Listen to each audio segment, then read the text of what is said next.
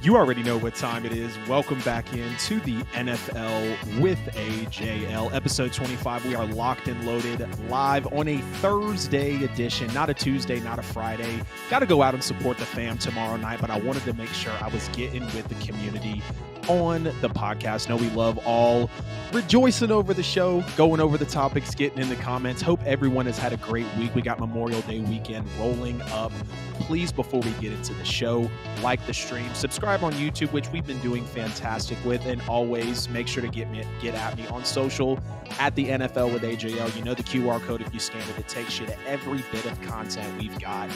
Engage with me on social any way possible. Get at me on podcast platforms. Please make sure to leave us a review. Again, episode 25, Thursday night edition of the show. We're doing the entire AFC South predictions. For the record, we're talking about the DeAndre Hopkins sweepstakes. We got so much on the slate tonight. The top 5 new quarterback wide receiver duos in the league. The new, not kickoff rule like I thought it was, the new fair catch rule going around in the NFL. But nonetheless, let's get into it. We're live. We're ready. We're established. Get in the chat. Get in the comments. Share the stream. Love seeing everyone in on the show tonight. So not going to waste any more time. We're going to go ahead and get into these AFC South 2023 record predictions. I know we did NFC South last week. We're going to kind of hop back and forth between the conferences. We'll stay in the direction of the compass, if you will. NFC South last week, AFC South this week. And I'm going to start with maybe one of the hottest teams in the NFL right now coming out of this offseason, and also the best team in this division. You guessed it correctly, the Jacksonville Jaguars, who do have the 10th easiest schedule in the NFL this year as they walk into the season. They're projected at 9.5 wins. You can see the schedule here to my left. I have them going 13-4 overall in this season. I think it's going to be a great year for Doug Peterson. Trevor Lawrence is expected to jump out and be elite. Some people think he's already there, but he does have a little more work to do. But nonetheless, we know what those two are capable of. Calvin Ridley coming back, the moves that they made in the offseason, the players that they'll have coming back, one of the biggest winners in the draft to me. They're going to go 6-3 at home, 7-1 on the road. And I know they got some international games, actually 2 here, but I just went with the verses and the at on the schedule in terms of home and away. So if I kind of got those off, please forgive me there. One loss on the road here, sweeping the division. They're going to go 6-0 in the division. They're going to win both games against the Titans, both games against the Texans, both games against the Colts. The week 9 bye week is going to be dead in the middle of the season. They're going to be 6-2 heading into that week. So it's going to be strong, nice place bye week in week 9. And you always love to see a very well-placed bye week for a good NFL team. Sometimes it falls too early. Sometimes it falls way late. This will be perfect right in the middle of the season. 8 games in, only 2 losses. At this point. They're playing 6 games against playoff teams this year, talking about the Jacksonville Jaguars. 6 games against playoff teams on their schedule that were playoff teams last year. Are on the schedule this year. So they're going to be going 2-4 in those games. Scroll down a little bit. I want to make sure that lost it there. There we go. So they're going to be playing 6 games against playoff teams from last year. They're going to go 2-4 in those games. They're going to have dubs against the Bucs and the Niners, but I do believe it's going to be losses to the Bengals, the Chiefs, the Ravens, and the Bills. And don't get me wrong, they will be in all of these games that they're playing. It's going to be an easy win against the Bucs. I know the Niners are really expected to be a great team, but we are not 100% sure of what's going to be with the quarterback situation. It is leaning Brock Purdy, but I'm not going to expect Brock Purdy now going in, taking snaps for 17 straight weeks as a starter and playing 17, straight games, coming off the, some of the injuries that he's had. We know has had the surgery. Shanahan is going to be good. We know the players are there, but I'm not as high on San Francisco as a lot of people are. So it's going to be a W against the Bucs and against the Niners again here for the Jags, but losses to the Bengals, Chiefs, Ravens, and Bills. And that's the juggernauts of the AFC right there, right? We know what those teams present. But weeks 13, 14, and 15, for the Jags, they're going to be hosting the Bengals in week 13, at the Browns in week 14, and then hosting the Ravens in week 15. I think this is a major stretch in the season here for Jacksonville that has big, big playoff implications. The Jags are in a spot where they could win all of these or realistically lose all of these, and that's not a slight at Jacksonville. We know they were playing with a lot of money, house money last year. We see the comeback in the playoffs, of course, against the Los Angeles Chargers. Trevor Lawrence's first half of the playoff game, 4 interceptions, and he cleans it up on the back end. So we know that they're in that weird spot right now. They've got talent. The coaching is proven. The team is still young. It's a bad culture for a while outside of, Saxonville. They haven't really been anything for the last decade or so. So they could win all these games again, but they could lose all these. You do have realistically though, as I see it playing out, a loss to the Bengals, a win against the Browns, and then it could go either way with the Ravens.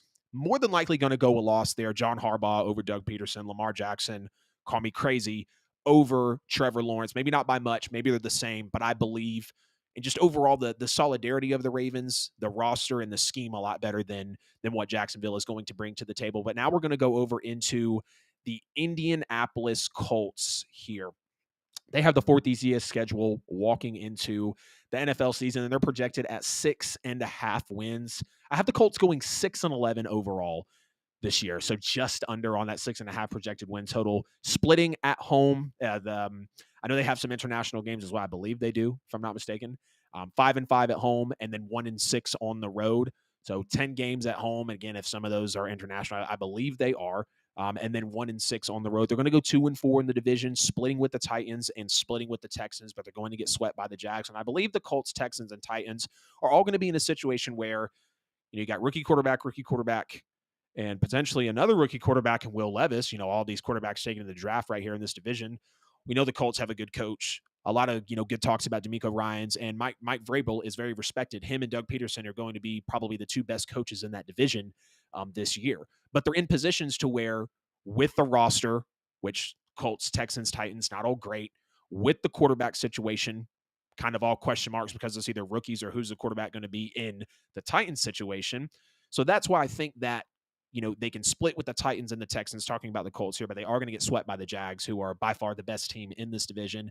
I got the Colts starting 0-3 in the season, though. Their first W is going to come against the Rams in week 4. But before the bye week, they have Jacksonville twice, the Browns, the Saints, the Ravens, and even the Panthers could pop by week 9. So much needed bye week in week 11, but they're going to have a record of 3-7 heading in. Again, you're going to have that W against the Rams, but when you're facing Jacksonville twice, which both of those are losses, Browns, that's a loss, Saints, that's a loss, Ravens, that's a loss. You could beat the Panthers, which I think I don't know. I have a lot of faith in Bryce Young being that number 1 pick, Frank Reich, really making things happen. I know we have Shane Steichen here as well, but he's a rookie head coach versus Frank Reich being a seasoned head coach in this league, and we know what he's done, being in the NFL. And I have a lot of faith in what Carolina, I realistically think Carolina by week 9, maybe even week 5 to 7, they could be competitive. They could be playing football like a B- team, still some moves away from the Super Bowl. But nonetheless, it could be either way game for the Colts. I believe it's going to be a loss. So much needed bye week in week 11. They're going to have a record of 3-7 walking in. They're going to be playing 5 games against playoff teams from last year. They're going to go 1-4 in those games, 2 losses to Jacksonville. They're going to lose to the Ravens. They're going to lose to the Bengals. I think they could beat Tampa. As sticky as it could get, Tampa does have a great Super Bowl roster outside of quarterback. If you ask me, some people are not a big fan of the coaching, but when you look at what's on the defense, you look at the offensive power that's still with the Bucs. If they had the quarterback right, I believe a lot more people would be talking about Tampa. It's going to be a win here. It could be a potential loss, and I'm kind of actually questioning myself why I put a win against Tampa, but hey, we'll stick with it. Biggest matchup is going to be week 18 against the Texans. That will be the playoff implications. And of course, the NFL, they leave the division games later in the season. Sometimes they'll stack 3 or 4 of them right in a row, or 5 of your last 6 are division games. We know it can get kind of lined up that way.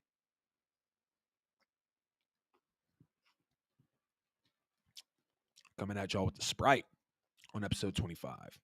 All right, going over into the Texans, want to make sure that I'm going to switch the graphic here real quick. Oh, look, is it turning up blue now? NFC South is going to be the worst division. Okay, Chris. All right. We'll see. I think the AFC South, honestly, man, like the Jags are going to be good, but like when you see my record predictions here, and they're so tough, I'm going to piss off a lot of people. I think the AFC South realistically will be the worst division in football.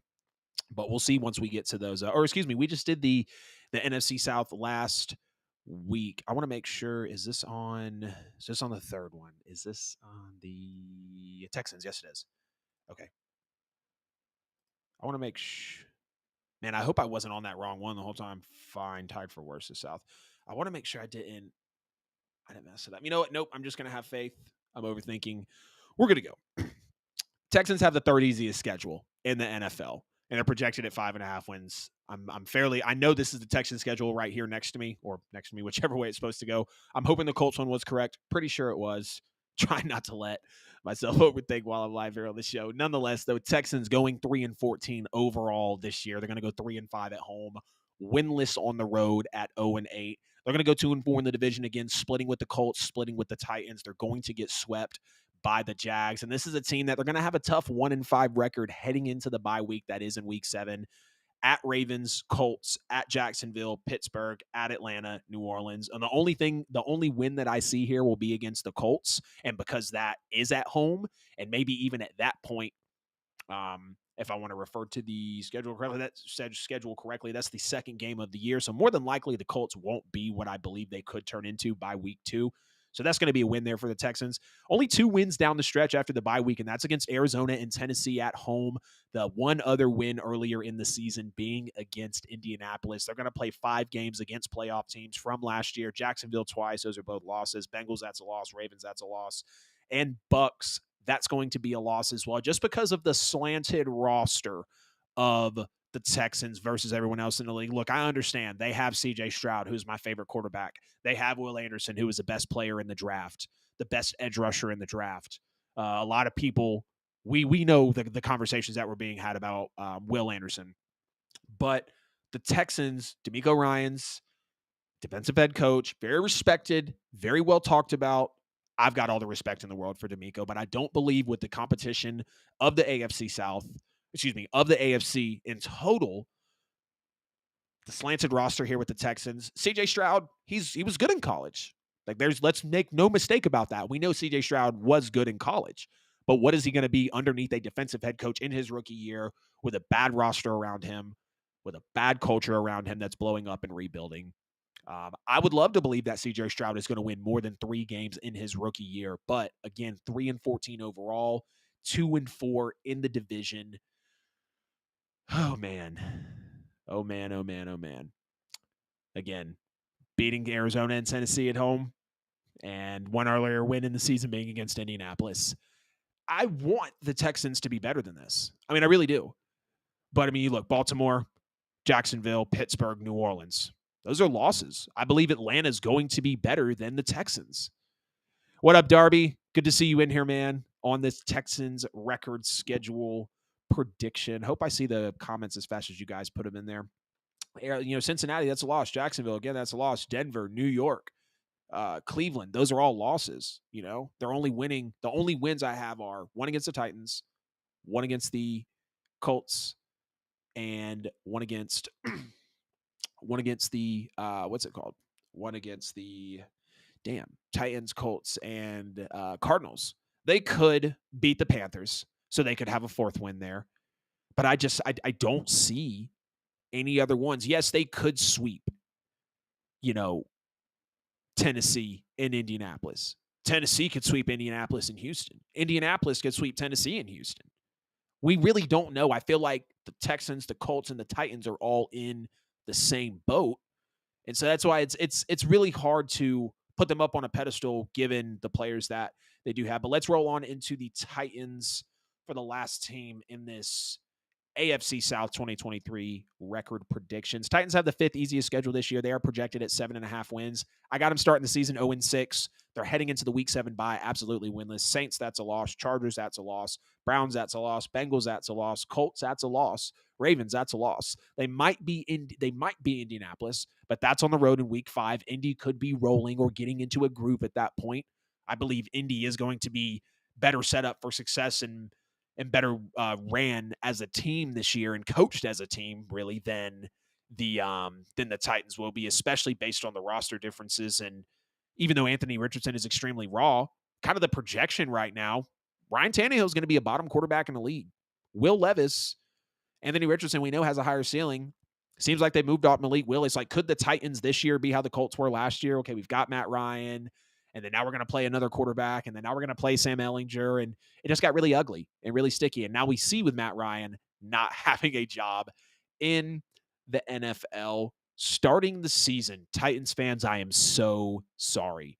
Y'all are starting the season 0-11 before finally getting a win at home versus Indianapolis in Week 13. And as of right now, Tennessee and Arizona might be the worst teams in the NFL next year. They're going 2-15 overall. They're going to go 2-7 at home, 0-8 on the road. They're going to play 7 games against playoff teams this year. Allen, I'm sorry. Wesley, I am so sorry. Jacksonville twice, Seattle, Miami, Tampa, Baltimore, Cincinnati, and the Chargers. Tell me the Titans can win any of those games. Maybe Seattle, but more than likely not happening.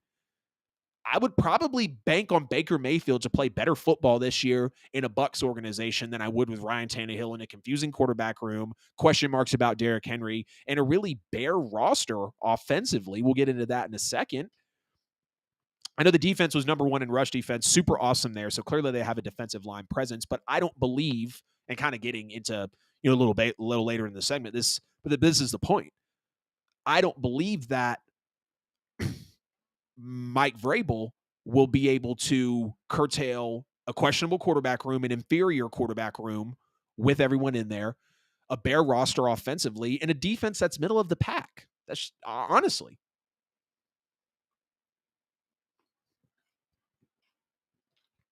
Man, there's nothing like that podcast Sprite.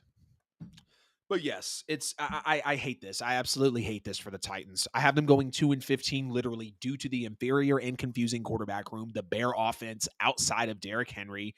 And while I believe Mike Vrabel, I know Mike Vrabel has the capability to coach them to be better, but their roster does not outmatch any team that they play this season. And the bad quarterback play with great coaching and a middle of the pack defense again will only get you so far. So as this division is going to shake out, the Jags are going to go 13-4, win the division. The Colts are going to fall behind and go 6-11, second in the division. The Texans will go 3-14, and then the Titans will go 2-15. Ugly division here. Definitely, it seems like it's going to be the worst division as of right now, as I'm looking at it in football, because the Jags are going to have more wins than the rest of the division combined by 2 games. So it's going to be ugly. Definitely going to be ugly. I mean, they fell off, but you tripping. I mean, Wes, since you're here, man, so let's just look at it since you're here. Got a fan live on the show. New Orleans, that's a loss. I'm sorry. And not just because I'm a Saints fan. New Orleans, I think, is clearly a better team than Tennessee right now. Defensively, clearly offensively, quarterback play. Yeah, you got me on running back. Great. Los Angeles loss the difference of roster. Cleveland, same thing. Cincinnati, same thing. Indianapolis, you're on the road by week 5. I believe they could already be popping. Baltimore, clearly that's a loss. Atlanta, I believe is better than you. That is a loss. Pittsburgh, I believe is better than you. That is a loss. Tampa Bay, maybe you could get that win there, but I believe that's a loss. Jacksonville, you're getting swept by them. That's a loss. Carolina, week 12. Yes, you're going to be taking them on at home. I have a lot of faith in Freight Reich, Bryce Young, Adam Thielen. They brought in Hayden Hurst. They still have Chuba Hubbard. We know some of the defensive players with Carolina. I know it's harsh to say that Tennessee's only going to have 2 wins, but give me more than 2 wins on the schedule. Saints is iffy. You're in New Orleans week 1 to open the season, and you think that's iffy. No, sir. No, sir. No, sir. No, sir. No, sir. Okay, but Indianapolis. Again, now you're going to be playing them at home. You could win there. Believe you will. I believe you're going to split in the division. Miami, that's a loss by far. Houston at home, that's a win. Seattle at home, that's a loss. Houston on the road, because it's on the road, that's a loss. And again, you're getting swept by Jacksonville. Bets. I mean, I'm not placing any bets, but they do have Titans have the 5th easiest schedule, and they're projected at 7.5 wins. So, I mean, go figure with how, it's going to play out. But moving off these schedule predictions, y'all get in the comments. Let me know what you think about the AFC South 2023 schedule predictions. Again, have the Jags winning the division going 13-4, Colts in second going 6-11. Texans in third going 3-14, and Titans in fourth at an abysmal 2-15. Didn't mean for this graphic to say changes kickoff rule, because they didn't change the kickoff rule. They changed the fair catch rule. And yes, there's the new NFL rule that is in place where fair catches on punts and kickoffs inside the 25-yard line will be placed at the 25-yard line. So now we have another rule that is added to the kickoffs to essentially continue to minimize this play and minimize how it actually sets up strategy and how, just strategy and how a team is going to approach another team on the field. Now keep it in mind, we've already made it to where, the teammates used to be able to run as the kicker was running up to kick it. Now the kicker has to kick before the teammates can run. That was to reduce concussions and just those head-on collisions. It used to be a touchback that would come out to the 20. Now it's the 25. The kickoff, that's now three things. The kickoff used to be from the 25-yard line. Now it's from the 35-yard line. And now, if you have a fair catch inside the 25-yard line, you will literally be given the difference in yardage up to the 25-yard line. So now, and there's been a lot of talk about, is this taking jobs out of the league, or will this take jobs out of the league in the future? Yes. And before anyone, that's just how things evolve, eventually this position won't exist. No. This rule is specifically hindering the kicker position because when it used to be the kickoff was from the 25, your kicker had to send it 75 yards down the field, maybe about 70 to 72, probably realistically, 72 to 74, not to move it around so much, but to strategically place it enough enough in front of the goal line to where they can't obviously down it for a touchback and come out to the 20. They have to run it out. And it's really on, the special team squads to really make it happen. And whether it's a good player favors whoever it does. But now it was moved up to the 35. Okay, 10 yards taken away, an advantage given to the receiving team. That reduced that increased touchbacks by a lot. I think the jump was very exponential. You can see it in the percentages.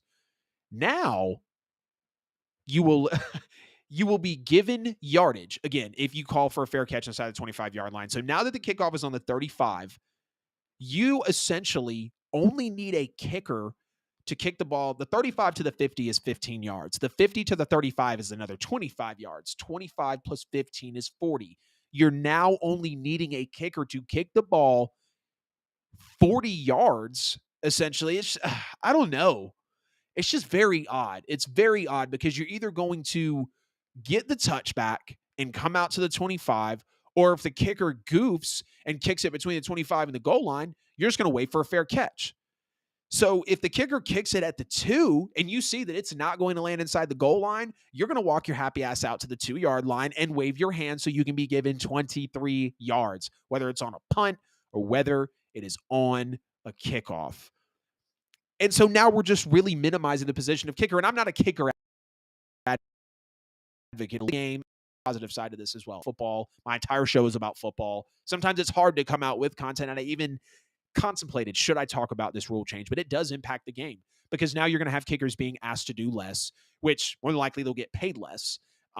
Kickers are going to be minimizing the game. You're giving, do you realize you could be giving up 2.5 first downs if your kicker puts the ball at the 2, and everyone's going to get the wherewithal to go back and wave their hand to gain that extra yardage. You're going to be giving teams like the Chiefs, the Bills, the Jaguars, the Eagles, the Bengals, the Dolphins, those teams that can score in one play, you're just going to give them yardage like that, and that's where I have a problem. Now, of course, the NFL comes in, gives their reasoning for it. Excuse me. They did so to reduce concussions and prevent future lawsuits on the league. We know thousands, hundreds of players sue the NFL every year. The NFLPA, they want to stay in front of things on concussions and whatnot. Supposed to reduce kickoff returns by 7% and concussions by 15%. Because if you look into the numbers, the NFL kickoff play, I believe, is the leading play in sports for concussions. So they want to prolong the life of the players and of the league. And I'm here for that. The NFL just celebrated 100 years of the sport, and I want to see more of that. I want to continue to see things done to the game that help the future of it and extend the lifespan of the game that we fell in love with so much, but also don't minimize the game to a point. And it is on a 1-year trial. It's on a 1-year trial. It's not going to be something that's strictly implemented into the rules. They're going to test it out and see it. But owners weren't for it. Players weren't for it. Special teamers were definitely not for it. And of course, they approve it.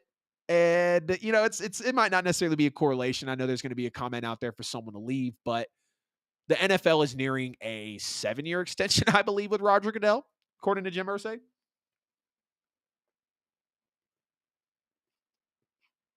telling you guys, I might have to do that Sprite every show.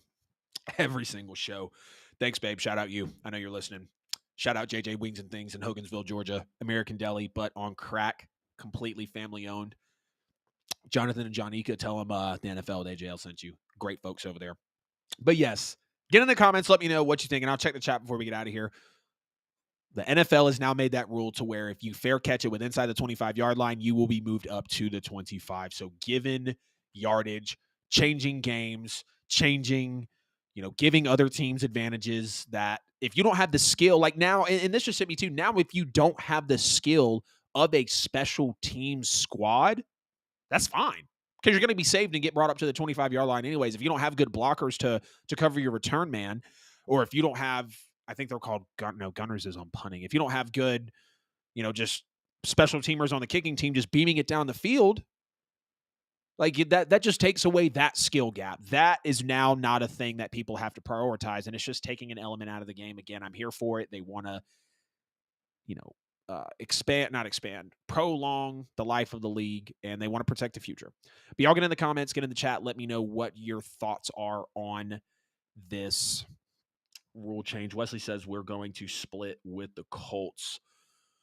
Yeah. Agreed, Wesley. Y'all are going to split with the Colts, and y'all are going to split with the Texans as well. Brian Muck says, how about just get rid of kicking off and starting at the 20 or even the 10? Yeah, I would like it to go back to the 20, to be honest with you, Brian. I think the 20 is fair.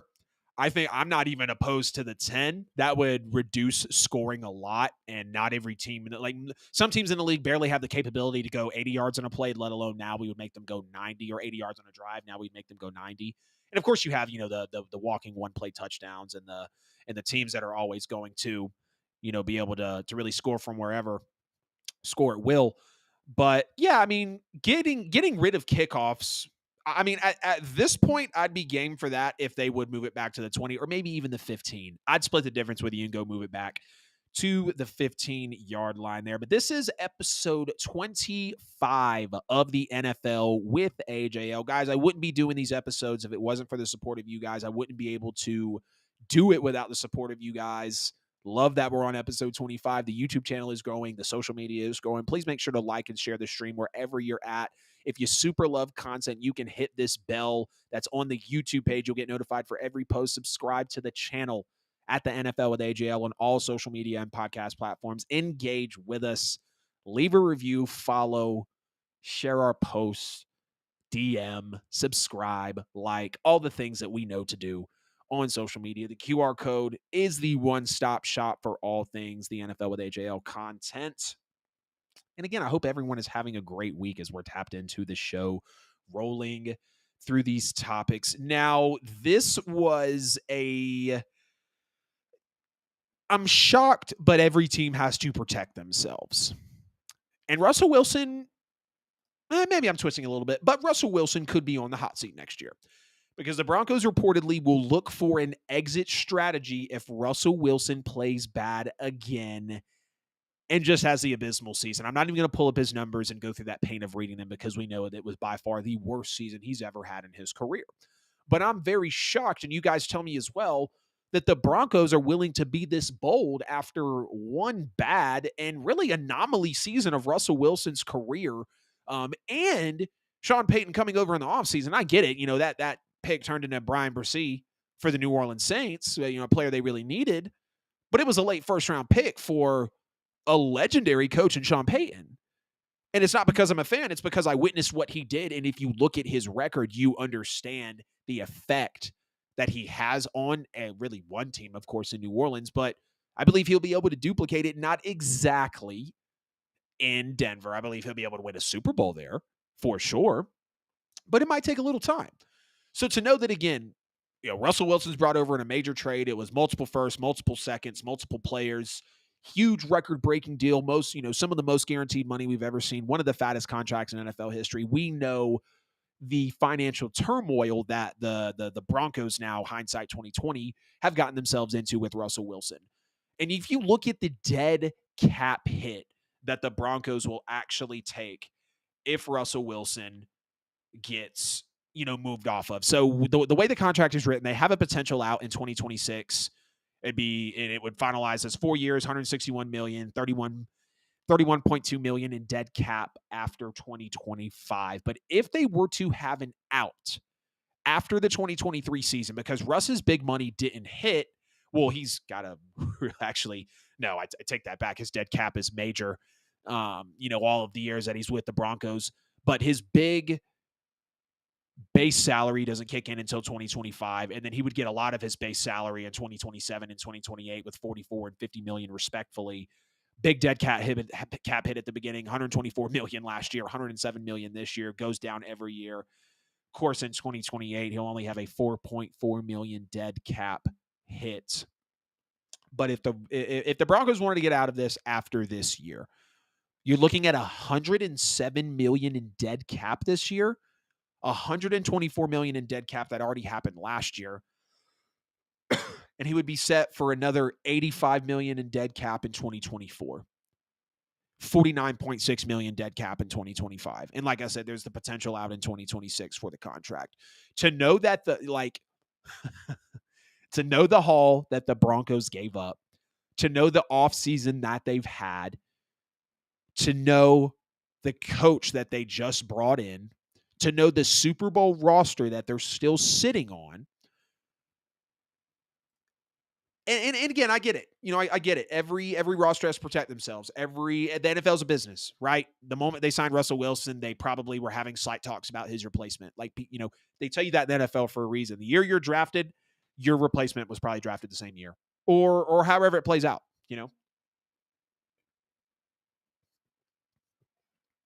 But the dead cap hit would be insane.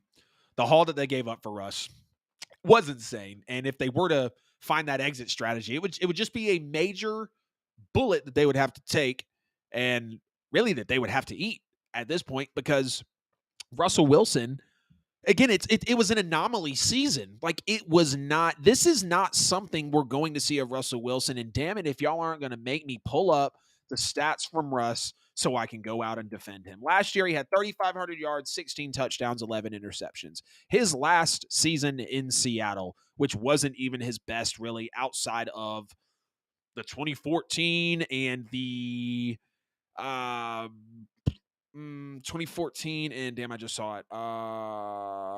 Really the 2014 season. And then kind of comparable numbers, really his first 3 years in the league. And then the 2016 season as well.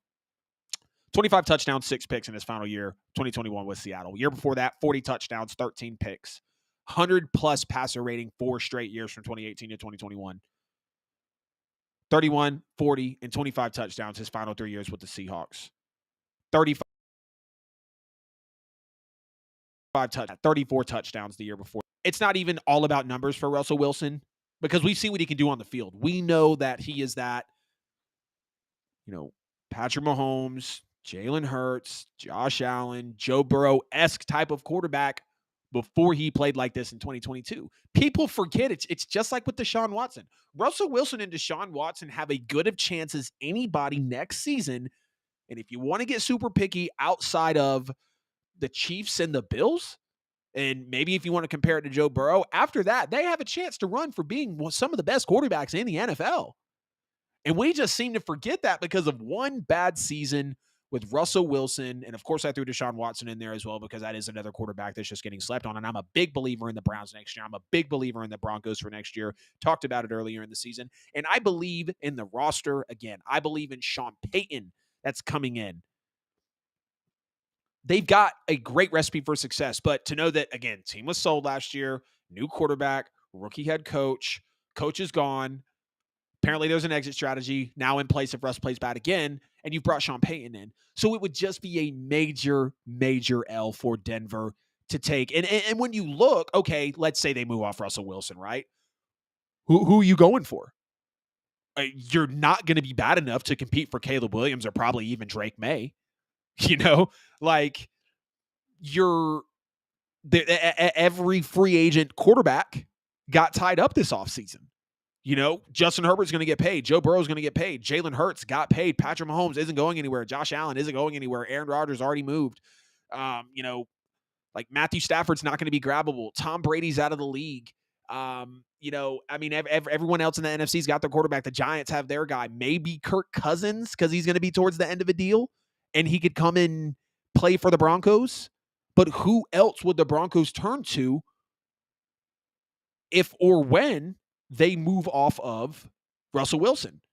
They can't be in the Caleb Williams sweepstakes. They're not going to be that bad. It's a Super Bowl caliber roster. They're just going to be too good. And every free agent quarterback got locked up this offseason. So definitely thought it was interesting to think or to know that the Broncos will look for an exit strategy. Well, it's not interesting to know because, again, the NFL's business. Everyone has to set it out.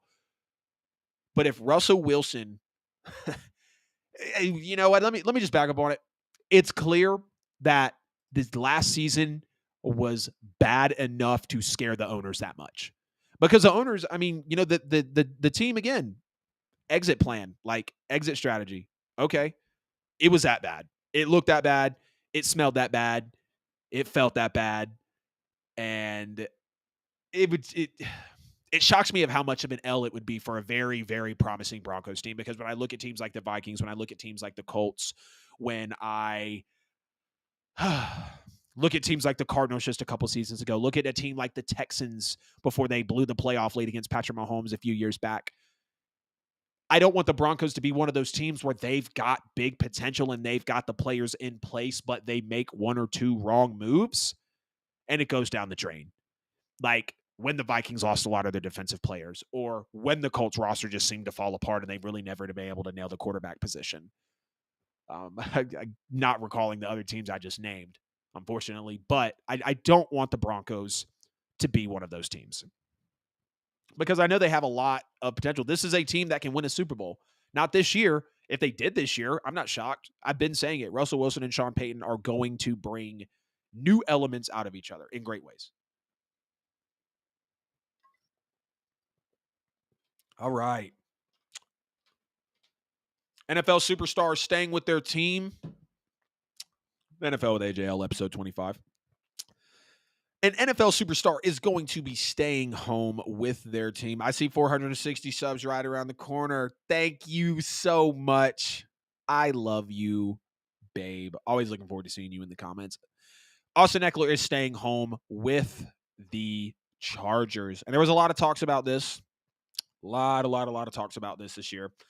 But after so much going on, and Austin Ekeler said he wanted to be a Charger. He was willing to go play elsewhere, but he wanted to be a Charger, and he made that known 2 months after requesting a trade. Excuse me.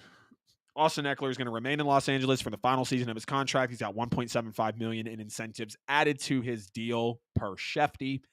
He turned 28 earlier this month. He was scheduled to earn $6.25 in the fourth and final season of his $24.5 million extension. He knows he's underpaid. He said it on a podcast earlier this year. He's going to be bound for free agency after the season. And you just look at Austin Ekeler, 17 starts last year. He had an NFL best 18 touchdowns. That's the 2 straight seasons that he's done that much touchdowns in the NFL. So people saying that, oh, he's comparable or he's okay or anyone can get in the end zone. Not true. Absolutely not true at all. If you're sleeping on Austin Ekeler, I simply think that you don't know the game of football. He rushed for 915 yards last year, which was a team high. Caught 107 passes for 702 yards last year. He was really used as a target out of the backfield, of course. He led the NFL with 822 yards after the catch last season. He ranks 13th in the NFL in average salary. Of course, Christian McCaffrey's number 1. That's always going to be the measuring stick there. But my point as we get into this is, did the Chargers need Austin Ekeler to return? Because I believe they did, okay? I absolutely believe they did because Joshua Kelly, I think, had a little over 200 yards last year. Isaiah Spiller had under 50 yards total rushing last year for the Chargers.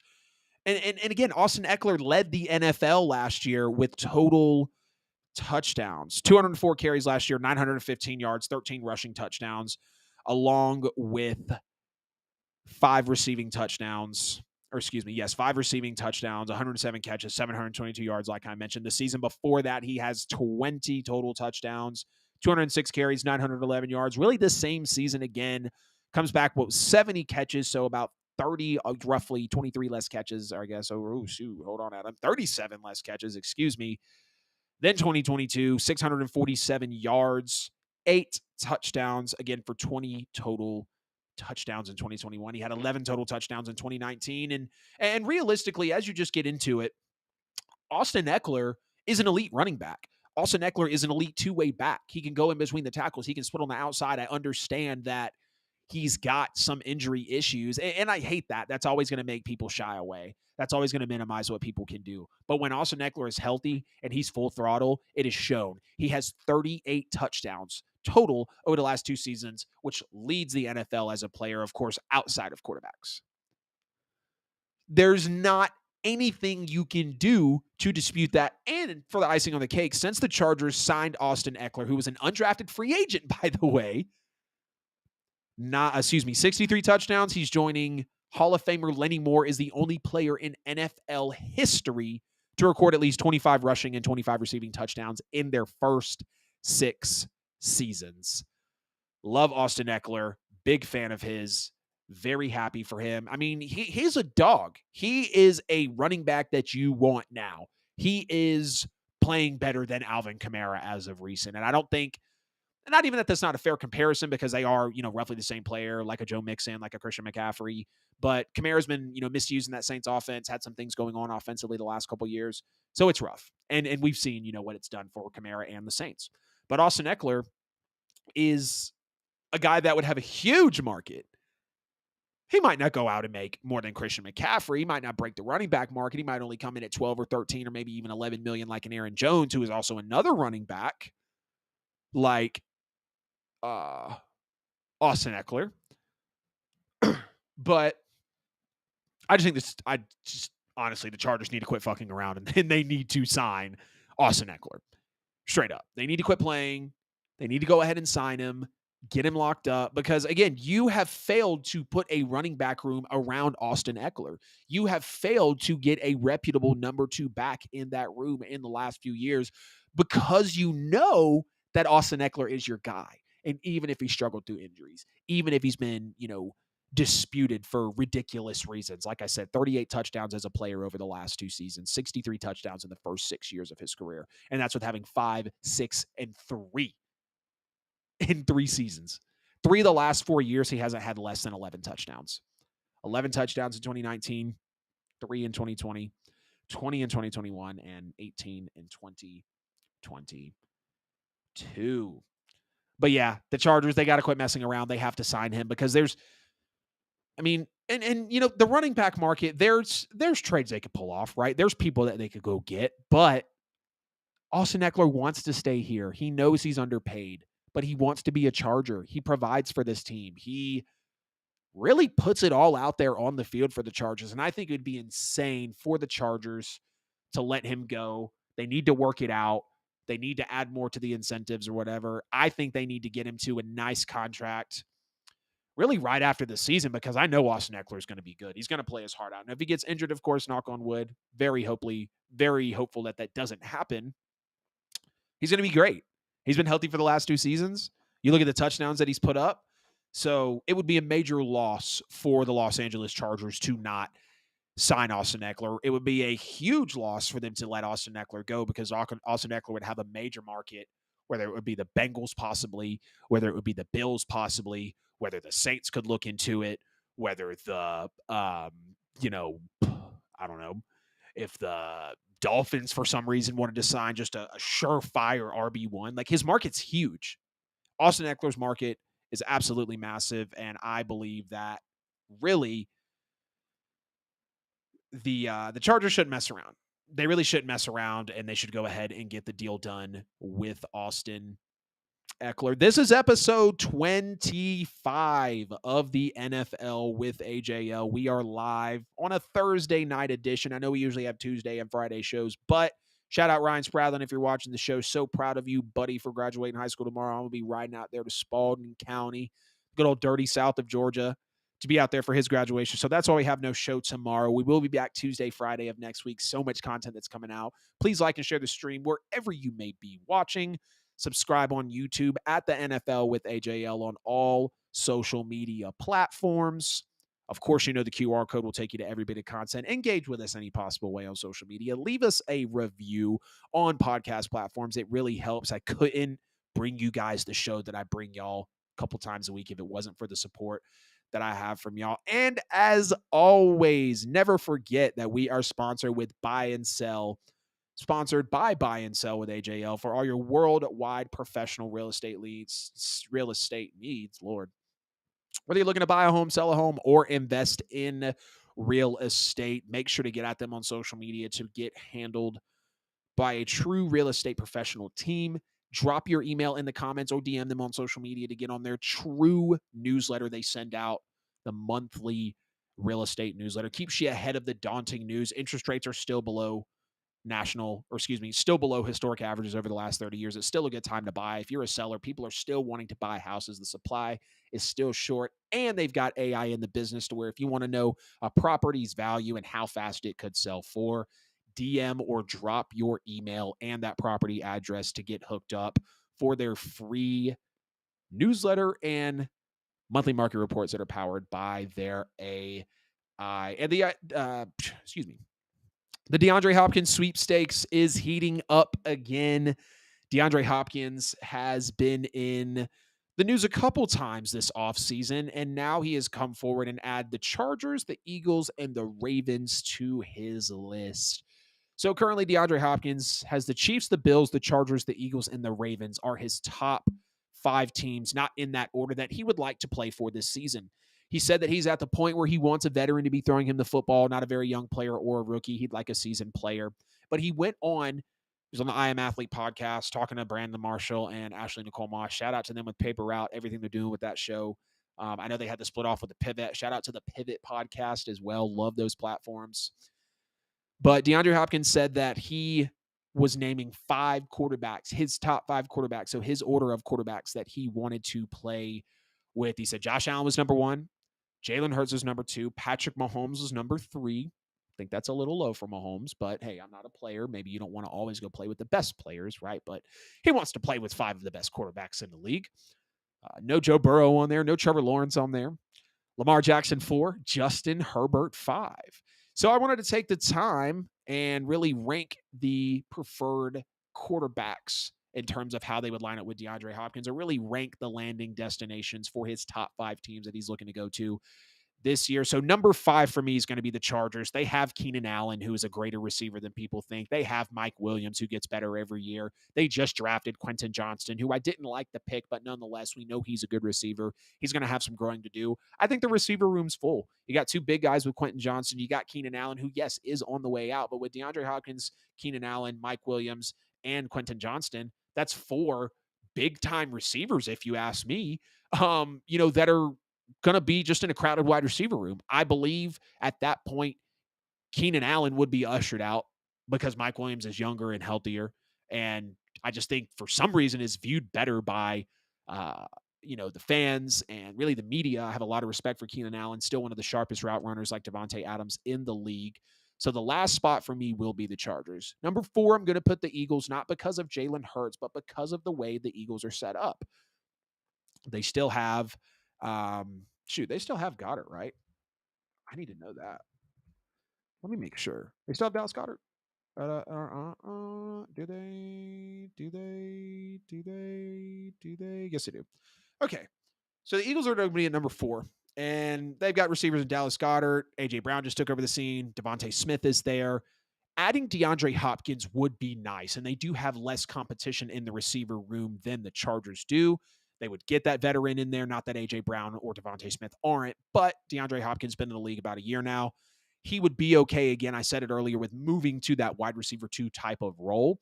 And this would just secure the Eagles to jump even further and really be that team to go into the NFC, come out of the NFC and be in the Super Bowl. It would immediately make Jalen Hurts better. DeAndre Hopkins is a deep threat. He's a short threat. He's a medium threat. However you want to look at it, he can slice you up all over the field.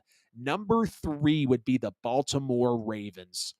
I would have them higher, but I like the other quarterbacks. Of course, we know who the two are ahead of them um, over Lamar Jackson, but this would be higher if it wasn't for that.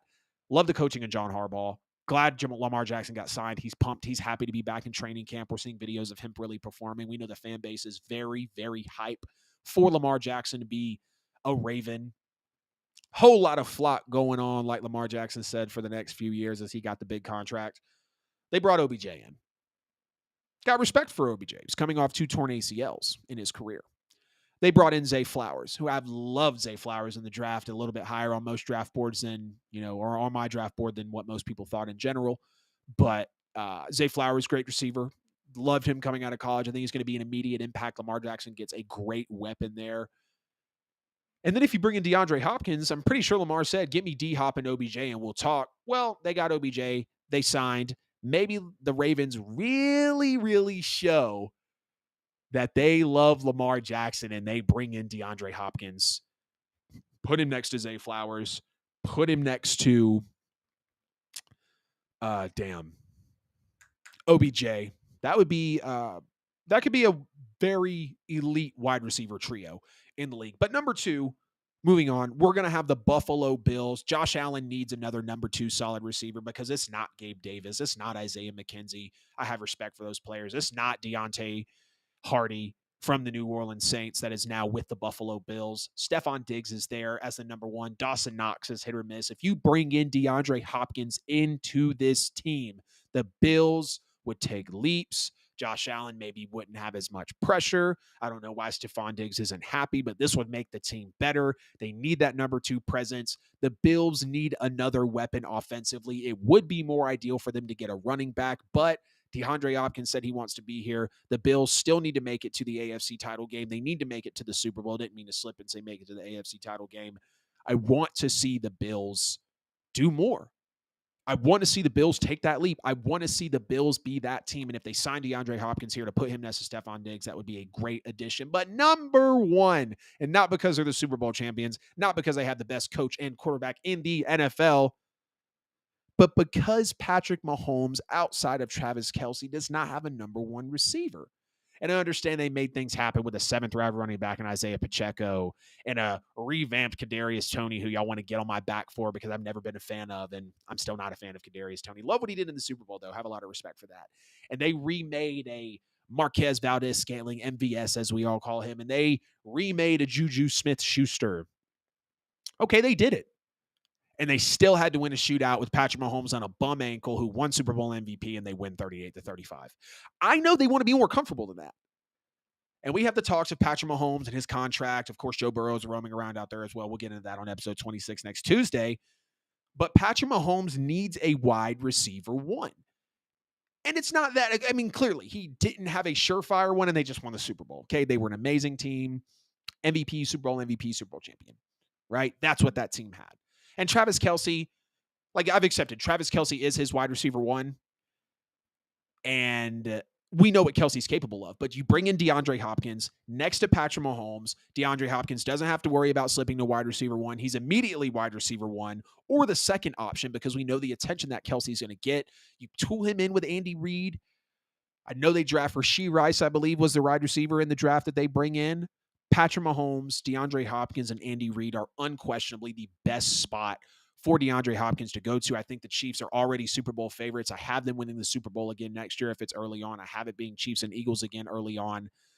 So number 5, Chargers, number 4, Eagles, number 3, Ravens, number 2, Bills, number 1, Chiefs for ranking DeAndre Hopkins preferred quarterbacks and spots of where he wants to go to and where he wants to be, not with the Arizona Cardinals. But moving into the last segment of the show, we're going to be talking about the top 5 new quarterback wide receiver duos for 2023. And this is going to be, of course, quarterbacks that are now throwing to new wide receivers, whether it's via trade, whether it's via the NFL draft. And this is my top 5. I think these will be the 5 best new quarterback wide receiver duos for 2023. Of course, we would put, Patrick Mahomes and Travis Kelce, maybe number 1 overall connection in the league, maybe, Bills and Stephon, or, Josh Allen and Stephon Diggs. Those guys aren't going to be on here because it's not a new one.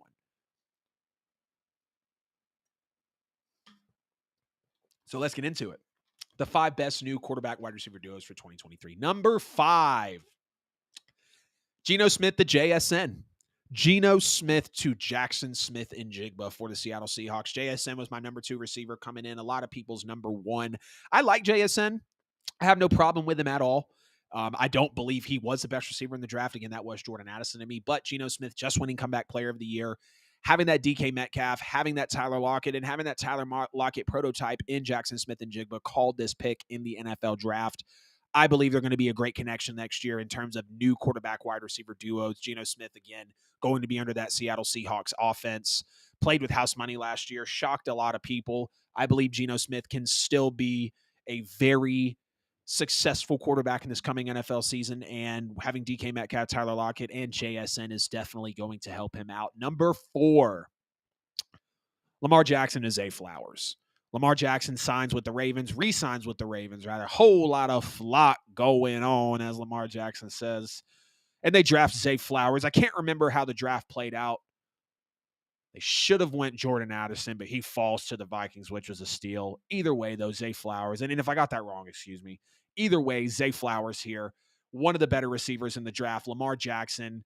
I should have said Lamar to OBJ, but I just don't have the big-time faith of OBJ really making it to where they're a consistent new wide receiver duo I'm talking about them with. If they do it, great. I'll eat crow, and I'll happily, put them in these rankings. Well, Lamar Jackson is Zay Flowers. Zay Flowers is a speedster. He can be a deep threat. He's a crisp route runner. He's very technical. Lamar now is getting his true wide receiver 1, and he had the Hollywood Brown, but it was very iffy there. He's had the Mark Andrews, who really was that wide receiver 1, still there. Of course, he's in the tight end position, though. Zay Flowers feels great here. Hate how Rashad Bateman hasn't necessarily been able to stick. I believe he's still there with the Ravens.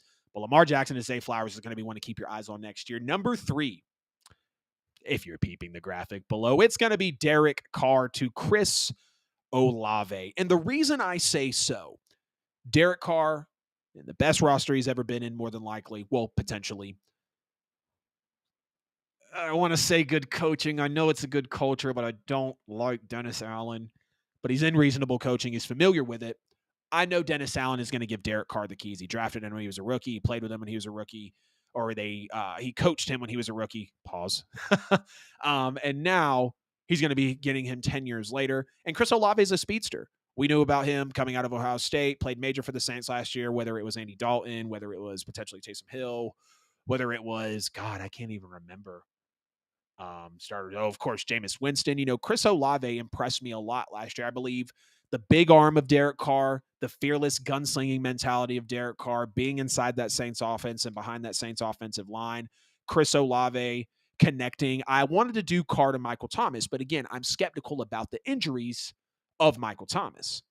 Derek Carr to Chris Olave. Chris Olave, great speedster, can play at any point in the field. Big, fearless, big arm, gunslinger in Derek Carr. Number 2, Trevor Lawrence to Calvin Ridley. So excited for Calvin Ridley to come back to the NFL this year. Falcons trade him away for a pack of cigarettes, what it felt like. I believe it was a 4th or a 5th round pick. We know Calvin Ridley's coming back from suspension. Trevor Lawrence is expected to take that major leap and be elite as a quarterback this year. And I love Trevor Lawrence. I believe that he'll do just that. I believe he will be fantastic underneath Doug Peterson. They did get a playoff win. Now he's going to have Calvin Ridley. Now he's going to have Evan Ingram, which was really needed to happen for that team. Evan Ingram was very happy. He said, I needed Jacksonville. He's going to have Christian Kirk. He's going to have Travis Etienne. He's going to have Tank Bigsby. So Trevor Lawrence is going to be very comfortable with the talent around him, and especially throwing to Calvin Ridley now, who's a very technical route runner. We saw what he did in Atlanta. Great number 2 receiver next to Julio, and really moving into that wide receiver 1 position, in the later days in Atlanta before he gets shipped out. And I hate that he's not with the Falcons anymore. That I'm also happy that I don't have to get pestered by him twice a year with the Saints secondary, who thankfully tightened up, if you know what I mean. Who dat nation? Trevor Lawrence to Calvin Ridley, number 2. And number 1, I almost wanted to put Trevor Lawrence to Calvin Ridley, number 1, but the number 1 best new quarterback wide receiver duo for 2023 is Aaron Rodgers to Garrett Wilson. And this one might seem interesting for some folks. As much as I've been bashing Aaron Rodgers and saying that the Jets are just not going to be good, and Aaron Rodgers is playing with these new quarterbacks, these new receivers that are young, and Garrett Wilson's in his second year, and Robert Saleh's in the first few years still as a coach, and they're kind of still trying to find the winning culture, and it's just not going to be good, blah, blah, blah, for Aaron Rodgers going to the Jets. That's been my whole take on it. But, despite all that happening, I can still see Aaron Rodgers and, I want to keep saying Russell Wilson. I can still see Aaron Rodgers. I like that, Brian. I like that a lot. Thanks for throwing that up there. I'll comment on that in just a second. I really believe that Rodgers to Wilson could be a major connection in the NFL this year, because Garrett Wilson was a great receiver, whether it was Mike White, whether it was Zach Wilson, whether it was Joe Flacco, winning Offensive Rookie of the Year with no sense of quarterback throwing to him. Aaron Rodgers, we know he's elite.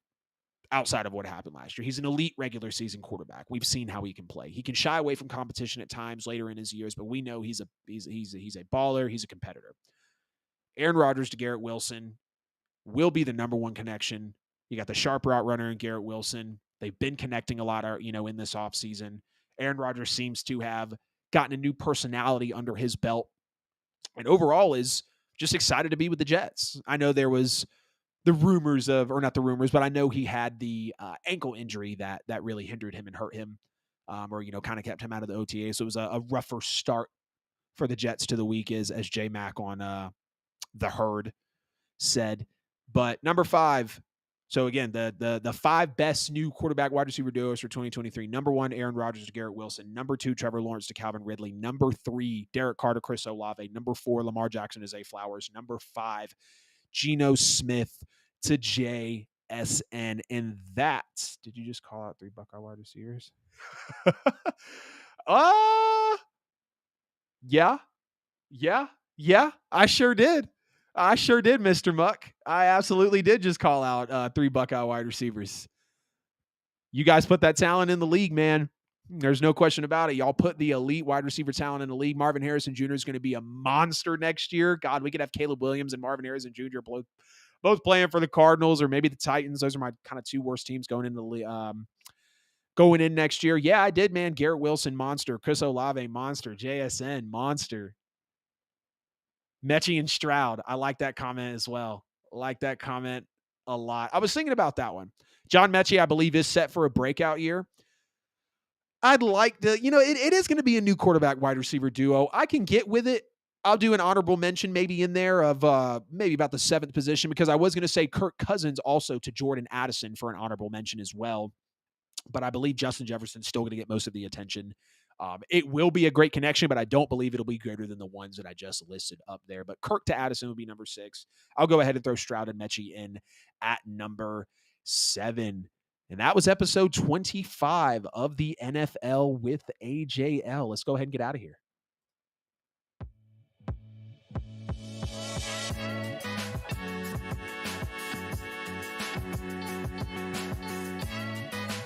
That's going to wrap up episode 25 of the NFL with AJL, ladies and gentlemen. I appreciate y'all greatly for being flexible with me on the Thursday night edition of the podcast. Please make sure to like and share the stream before we get out of here. Get at the subs on YouTube. We're on the road to 500. We're going to be chasing 750 and then 1,000 subscribers after that. Thank you to everyone who's subbed, who's ever liked, communicated with the content, engaged, however you guys want to look at it. Of course, the QR code in the corner of the screen gives you every bit of content. Engage with me any possible way on social media. Like and share the content. Please leave a review on podcast platforms. If you're a content creator, comment in the show. Get in the chat. Get in the comments. I'd love to support you guys back as well. Brian, I appreciate you, man.